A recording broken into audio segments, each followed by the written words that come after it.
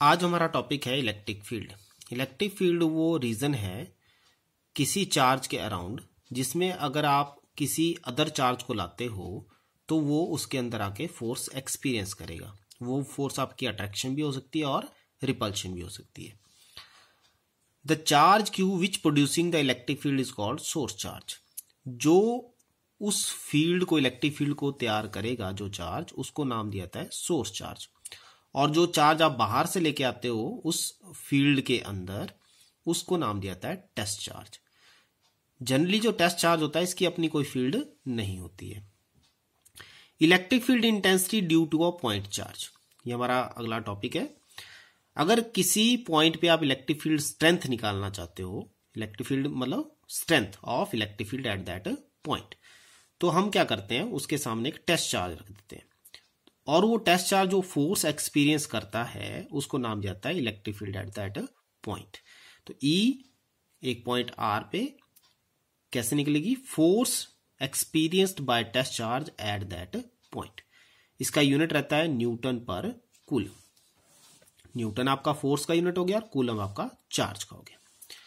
अब मान लो हमने एक सोर्स चार्ज O लिया, O पे Q लिया, सॉरी कैपिटल Q, और उसके सामने P पॉइंट पे हम क्या करना चाहते हैं, उस सोर्स चार्ज की स्ट्रेंथ निकालना चाहते हैं, इलेक्ट्रिक फील्ड स्ट्रेंथ।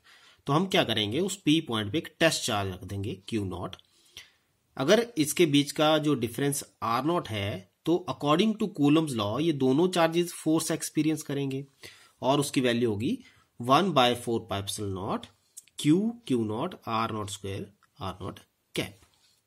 तो अब इक्वेशन 1 क्या कहती है, इक्वेशन 1 कहती है कि what is electric field, force by Q0। तो Q0 से अगर मैं इस इक्वेशन को डिवाइड कर देता हूं तो इलेक्ट्रिक फील्ड क्या आ जाएगी, 1/4πε0 Q/R0 स्क्वायर। अब हमारा नेक्स्ट टॉपिक इसी के ऊपर है कि what is the significance of electric field, इसका महत्व क्या है, जरूरत क्या है इसकी। तो इलेक्ट्रिक फील्ड हमें क्या बताती है, इलेक्ट्रिक फील्ड हमें बताती है कि कोई भी टेस्ट चार्ज कितनी फोर्स और किस डायरेक्शन में उस फोर्स को एक्सपीरियंस करेगा किसी पॉइंट R0 पे।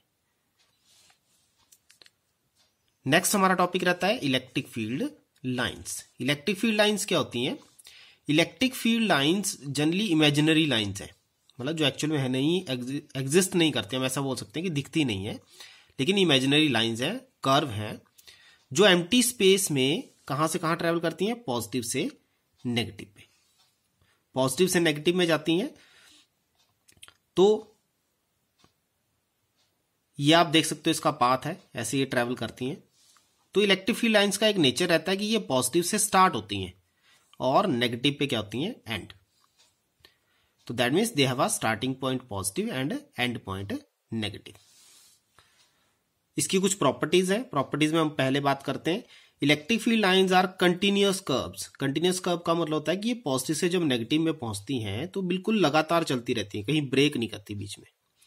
But they do not form closed loops. Closed loop का मतलब होता है, जैसे सर्कल एग्जांपल है, सर्कल का कोई स्टार्ट और एंड पॉइंट नहीं होता, इसी तरह क्लोज लूप में भी आपका क्या है, कोई स्टार्ट और एंड पॉइंट नहीं होता है। लेकिन यहां पे तो हमारे पास स्टार्ट और एंड पॉइंट है, स्टार्ट आपका पॉजिटिव है और एंड पॉइंट क्या है, नेगेटिव। तो that means they do not form closed loops. उसके बाद हम बात करते हैं कि अगर किसी भी, जो इलेक्ट्रिक फील्ड लाइन जैसे पॉजिटिव से नेगेटिव पे जा रही है, अगर किसी भी पॉइंट में मुझे इलेक्ट्रिक फील्ड की डायरेक्शन निकालनी है, जैसे ए पॉइंट पे निकालनी है, तो मैं वहां पे टेंजेंट ड्रॉ करूंगा, ठीक है, और बी पॉइंट पे निकालनी है तो यहां टेंजेंट ड्रॉ करूंगा। तो मैं देख सकता हूं कि दो अलग अलग मुझे पॉइंट पे अलग अलग डायरेक्शन दिखाई दे रही है। तो किसी भी पॉइंट पे इलेक्ट्रिक फील्ड की डायरेक्शन निकालनी है तो हम उस पॉइंट पे टेंजेंट ड्रॉ कर सकते हैं। No two electric field lines of force can intersect each other. आपकी दो लाइंस, जैसे पॉजिटिव से नेगेटिव पे अगर मैं दूसरी लाइन भी ड्रॉ कर दूं यहां से ऐसे, तो ये कहीं पे भी ऊपर वाली लाइन को इंटरसेक्ट नहीं करेगी। और अगर ऐसा होता हो, अगर मान लो हम एज्यूम कर लेते कि होता है, तो at the point of intersection क्या होगा, इस ऊपर वाली लाइन का टेंजेंट ऐसे बनेगा, नीचे वाली लाइन का टेंजेंट ऐसे बनेगा, और हमें दो डायरेक्शन ए और बी, दो डायरेक्शन इलेक्ट्रिक फील्ड की मिल जाएंगी किसी एक पॉइंट पे, जो कि पॉसिबल नहीं है। Electric field lines are always normal to the surface of conductor, मतलब किसी भी पॉइंट से इलेक्ट्रिक फील्ड बाहर निकल रही है लाइंस, तो हमेशा उस पॉइंट पे सरफेस पे ये क्या बनाएंगी, 90 डिग्री का एंगल। तो इलेक्ट्रिक फील्ड लाइंस हमेशा कैसे बनाती है, 90 डिग्री। तो ऐसा कोई डायग्राम पॉसिबल नहीं होगा जिसमें आपकी इलेक्ट्रिक फील्ड लाइंस 90 डिग्री बनाती हुई ना निकलती हो, ठीक है। उसके बाद electric field lines contract longitudinally, मतलब अगर आप पॉजिटिव और नेगेटिव चार्ज आमने सामने रख देते हो तो इलेक्ट्रिक फील्ड लाइंस अपने पाथ से, जो इसका पाथ होना था वो सीधा होना था, लेकिन वो अपने आप को डाइवर्ट कर देंगे, अंदर की तरफ को मोड़ देंगे, नेगेटिव की तरफ को। इन केस ऑफ रिपल्शन अगर आप बात करते हो तो पॉजिटिव और पॉजिटिव चार्ज अगर आमने सामने रख दिए जाएं तो लाइंस आपकी लेटरल प्रेशर फील करेंगी, बाहर की तरफ को डाइवर्ट हो जाएंगी, जबकि आनी सीधी चाहिए थी यहाँ पे, लेकिन वो बाहर की तरफ को मुड़ गई है, ये देखो।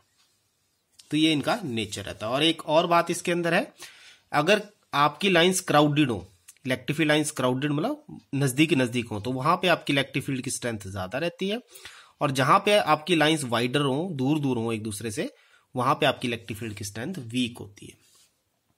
इसके बाद हमारे पास आता है topic electric dipole, very important. Electric dipole क्या है, an electric dipole consist of a pair of equal and opposite point charges, दो चार्जेस जो इक्वल और अपोजिट हो लेकिन मैग्नीट्यूड में सेम हो, they are separated by a distance 2a। Electric जो टोटल चार्ज इलेक्ट्रिक डाइपोल का होता है वो हमेशा ही जीरो होता है, क्यों, क्योंकि दोनों के ऊपर -q और +q चार्ज है, नेट इफेक्ट क्या हो जाएगा, जीरो।